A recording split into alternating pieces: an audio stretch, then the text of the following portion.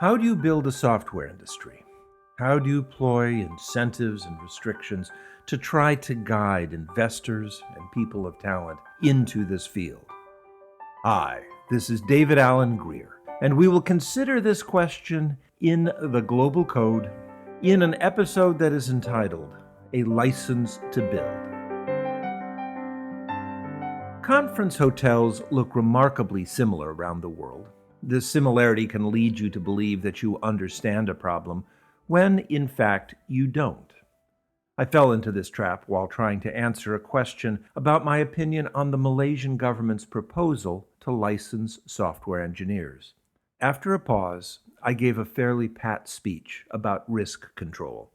I ran through the standard arguments and talked about the public nature of engineering, the risks borne by the community, the rights of those communities to mitigate those risks, and finally, how the software industry has chosen a different strategy to address risk. My words were politely received, but were followed by a moment of silence that was long enough to remind everyone in the room that computer scientists work in a global industry that has to deal with local problems. The licensing proposal came as the Malaysian government was preparing a new 5-year economic plan. Unlike the economic plans of the old Soviet Union or those that were once common in India, the 2016-20 Malaysian economic plan is closer to a corporate strategic plan.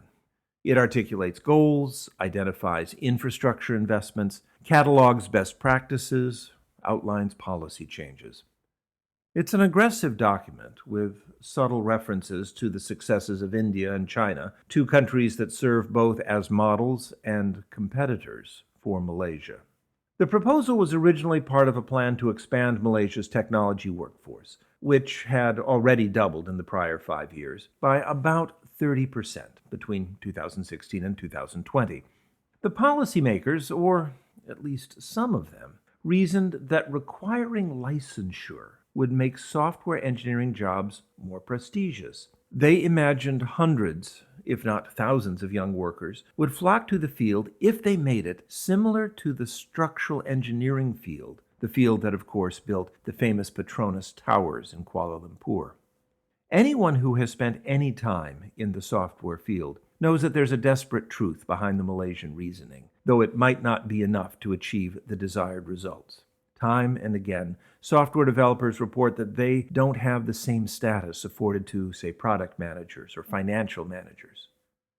Indeed, a license might elevate software developer status, but it could just as easily burden the job with additional costs, which would discourage people from entering the field. In passing judgment on this proposal, I needed to move from theory to practice, from speculative reasoning to cold hard facts. The facts came in the form of Information Technology Professional Examination Council, ITPEC certificates. These certificates aren't licenses, but they were developed in the mid-1990s as the software outsourcing market began to grow to give Asian programmers access to the Japanese software market. Run by a Japanese nonprofit, the certificate programs are offered in Malaysia, Vietnam, Mongolia, Thailand, Myanmar, the Philippines, and Bangladesh. But they have never been popular. Over 20 years, they've brought about 3,500 programmers to Japanese firms. Less than 5 came from Malaysia.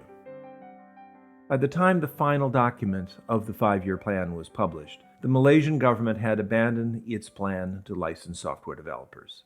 As the idea passed from office to office, meeting room to meeting room, policymakers recognized that it could actually be an incentive for people to look for jobs in other fields. However, the government still needed a plan to expand the software developer workforce, so it embraced a set of ideas that have been discussed in almost every meeting room in the world. They decided to promote early STEM education, build more technology incubators, fund non-standard training programs, encourage more joint programs between business and education.